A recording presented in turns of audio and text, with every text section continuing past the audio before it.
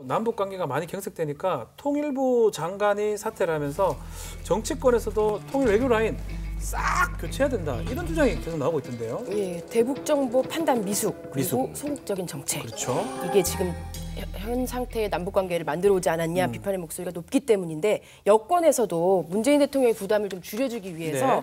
전열을 좀 재정비하자 이런 목소리가 큽니다.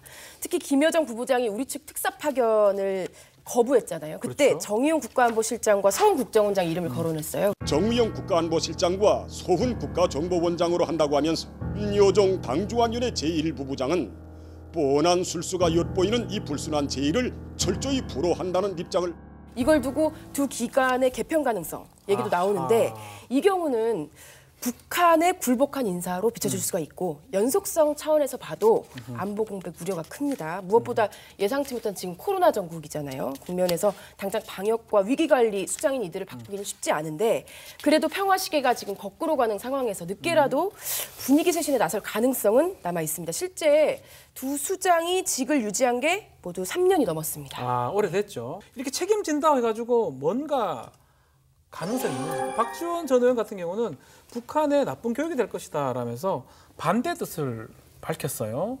이런 거 해야 되나 이렇게 얘기하셨거든요. 박지원 장관의 업을 따르면 그렇죠. 결국 북한 지도자가 우리 통일부 장관을 필요할 때 막 바꿀 수 있구나 이런 느낌을 줄 수 있기 때문에 나쁜 그렇죠. 신호를 줄 수 있다. 예. 저는 그 부분 또 우리가 고려해야 된다고 생각합니다만 그 13달 동안 봉직한 우리 통일부 장관 나가면서 권한은 없는데 하는 이야기인데 저 억울하다는 얘기예요. 김연철 장관. 김연철 장관이 뭐 11개월, 13개월 동안 남북회담 한번 못했어요. 네. 억울하다는 얘기는 아닌 것 같아요. 네. 제가 볼 때는 통일부가 갖고 있는 어떤 숙명적 한계 이걸 갖다 절감한 것이죠. 네. 사실은 북한의 파트너는 우리 국정원 아닙니까? 그러니까 북한은 우리식 같은 통일 개념을 인정하지 않기 때문에 그렇죠. 거기에 맞는 어떤 그 개념에 정부 부서가 없어요. 그러다 보니까 미국하고는 외교부가 하고 북한하고는 국정원이 하고 네. 근데 지금 남북 간에 할 일은 너무 많기 때문에 그 어느 때보다도 통일부가 해야 할 역할과 기대는 중요한데. 큰데 예. 실제로는 어떤 파트너도 없고 권한도 없는 그런 점에 대해서 어려워한 것 같아요. 저는 뭐 그 사람을 교체한다는 거 이거 네. 뭐 북한이 요구해서 교체하는 것도 아니고 어떻게 보면 우리 스스로 어떤 국면 쇄신이랄지 이런 거의 필요성 또 국민들이 생각하는 뭐 이래 갖고는 좀 안 되는 것이 아니냐 하는 어떤 그 불안감 해소 차원에서 김현철 장관이 사의를 표명했는데 그러면은 누가 온들 아까 그 통일부의 숙명적 한계를 갖다가 극복할 수 있느냐. 정부가 지금 어떤 노선을 갖고 가야 할 것이냐. 아까 말했던 연미 화북의 버전 2가 있느냐. 네. 버전 2란 무엇이냐. 이런 것에 대해서 준비가 돼야지 사실 뭘 할 수 있는 거 아니겠어요? 그런 고민이 함께 가야 한다고 봅니다. 그렇다면 통일부 장관 사임하면서 차기 통일부 장관 얘기를 계속 지금 하마평에 오르고 있는 사람이 많아요.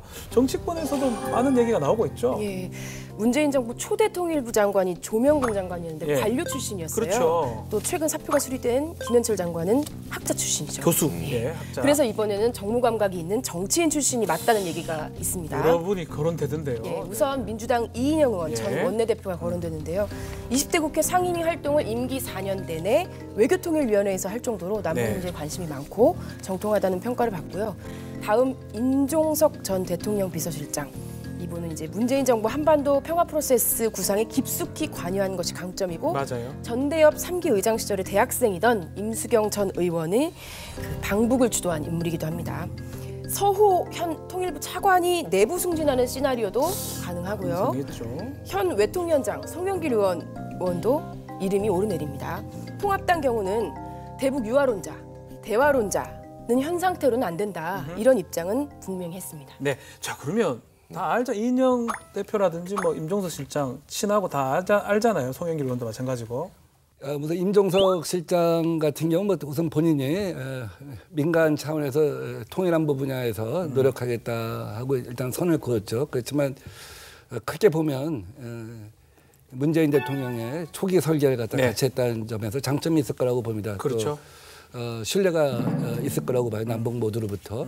그래서 한편에서는 지금 통일부 장관이라고 하는 구조적으로 한계가 있는 지위보다는 대북 정권 특사랄지 뭐 이런 쪽으로 얘기가 특보 이런 쪽 얘기가 되고 있는데 아마 저는 그런 점에도 유력하지 않을까 하는 대북 생각을. 특사 쪽으로 임종석 실장 가능성이 있다. 그 대북 정책과 관련된 정권 특별 특사, 보좌역, 특별 보좌관. 이런 쪽으로. 네.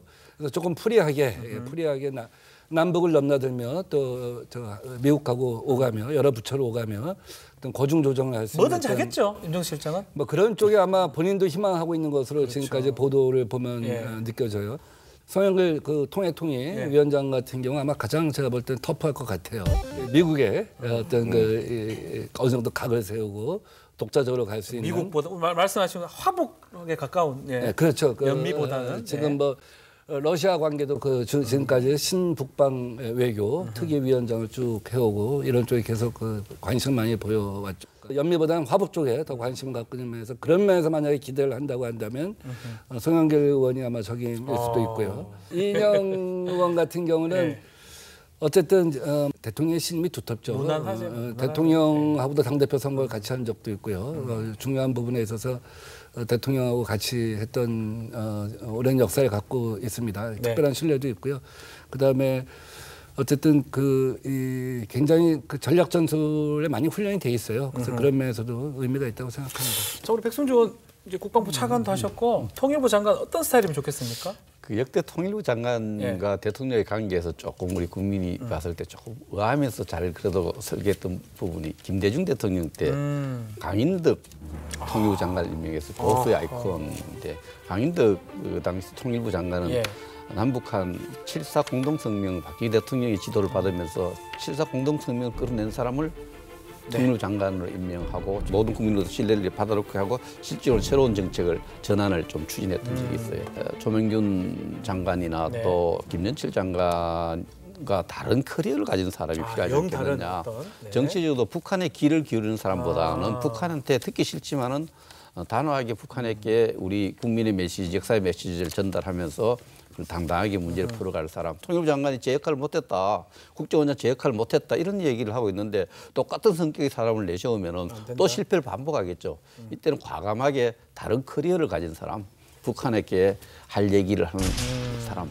이전 정부 이랬던 국방부 장관 이런 사람하고 통일부 장관 한번 시켜보십시오. 그래갖고 앞세워놓고 또 협력 미국의 파웰 같은 국방부 장관을 국무장관 시켰어요. 그런 면에서 또 발상의 전환이 필요해서 대북 정책에 대한 신뢰를 모으고 그것을 가지고 추진력을 만들고 맡기면 또 대통령 뜻을 벗어나겠어요. 발상의 전환을 해서 좀 파격적으로 조용필 씨 어떨까요? 네. 좋아하십니까? 북한에서 조용필 씨 노래 많이 부른다고 하더라고요. 개성에서 부른데 돌아와요 판문점에 이런 거 이렇게 많이 부르면 되죠. 예, 그냥 한번 이야기해봤습니다. 분위기 좀 풀기 위해서.